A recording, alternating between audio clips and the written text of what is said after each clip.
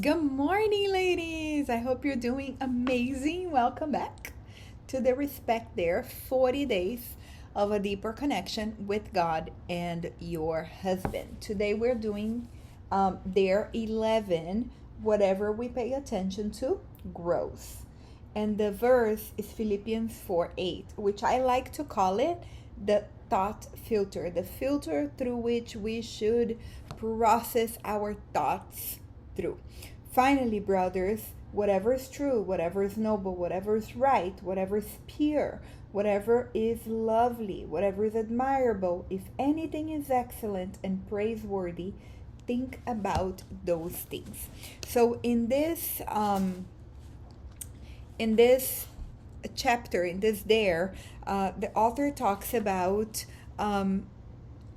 the husband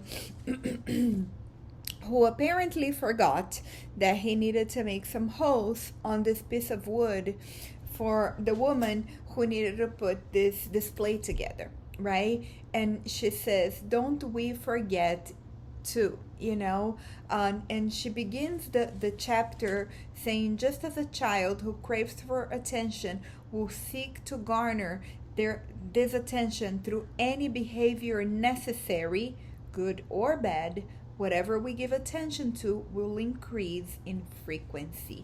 So, and then she goes into the scenario, right? And what was interesting to me is that this guy, he didn't, like, he offered to help, right? And then he forgot. But it's not that he didn't want to help. It's not that he meant to forget. It's not that whatever.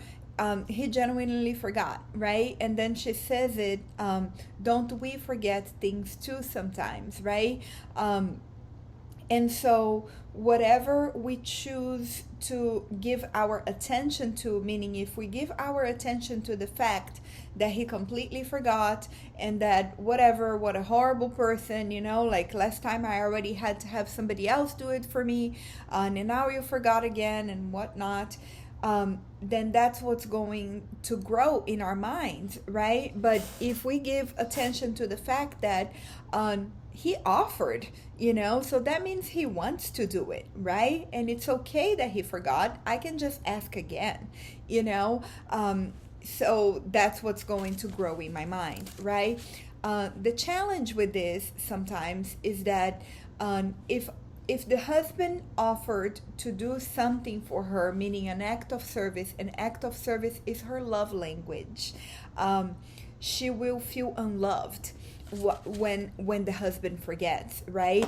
And she will feel that she's begging for love when she needs to remind him, right? However, like it says, whatever we give attention to grows, right? It's not true that she isn't loved. It's not true that he meant to forget and he's a horrible person. None of those things are true, So I understand that while we may feel a certain way, it does not mean that that's the truth, right? So we must pass our thoughts through those filters in order to be able to know, should I really be thinking about this, or maybe it's not even worth it, right?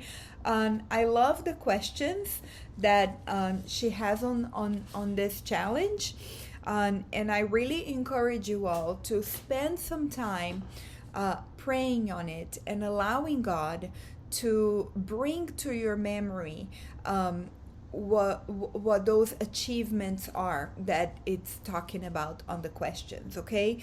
But I want to touch with you all on question number 7.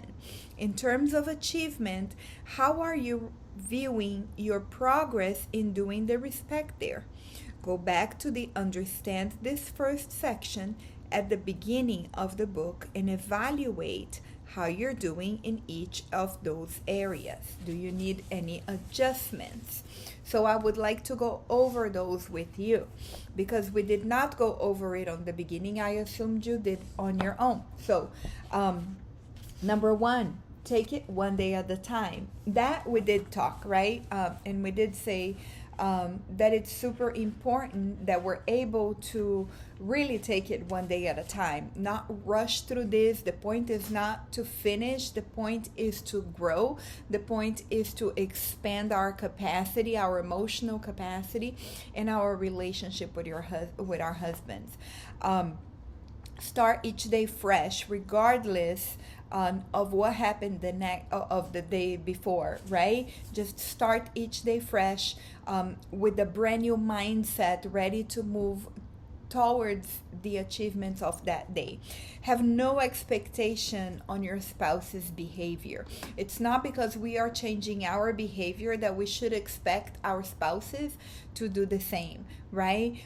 Eventually, that is what happens, but that should never be our expectation. We should be doing this for ourselves, for our own obedience, for our own relationship with God first, and then with them, right? Measure your progress in terms of spiritual growth. Spiritual growth is evaluated by the fruit. Is there any fruit that you are beginning to see from this, from the progress of this challenge that we're doing together? Is there, do you constantly compare yourself with others and feel inadequate, or are you letting go of those feelings? Because that's how we're gonna measure our growth. Okay. Keep a journal as a companion to your journey through the respect there. Instead of doing a journal, I usually do a journal.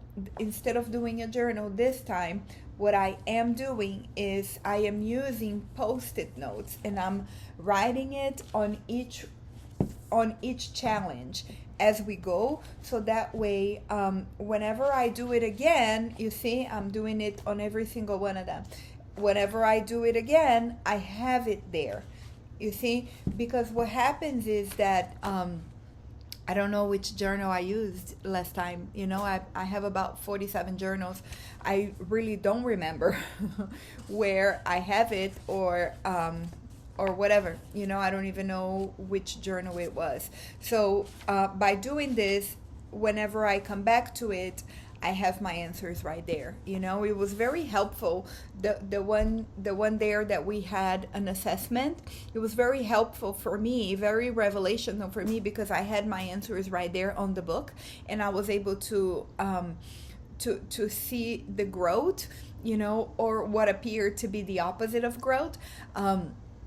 And then the revelation as to why it wasn't, so that if I didn't have my answers right here on the book, I wouldn't have been able to see that, right? But because I did, I was. So anyways, all of that to say that keep a place where you are able to write, whether you want to do it on little post-it notes and just glue it to the book, that's perfect.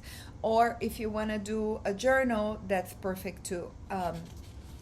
There, whatever you want, whatever works for you. Okay, but make sure that you are writing down your answers. You're not just thinking about them. Okay, so next one. Remember that is a journey. You will need to actively choose to take the high road, meaning this is not automatic. You're not going to go to sleep and the next day you wake up and you are a brand new person. This is a journey. We're growing through this journey together. And through this journey, we are deepening our connection with God and with our spouses. So it's important that we understand that it's a journey, and that whenever we are not able to do something in the way that we would like to have done, we don't think that everything is lost and the world is falling apart. Give yourselves a break. Remember, it's a journey. All right, so do the book with a few friends and meet once a week to try to encourage each other. We have not been meeting because it's very hard to find times where we can all come together. I'm open to it. If you guys would like, please let me know.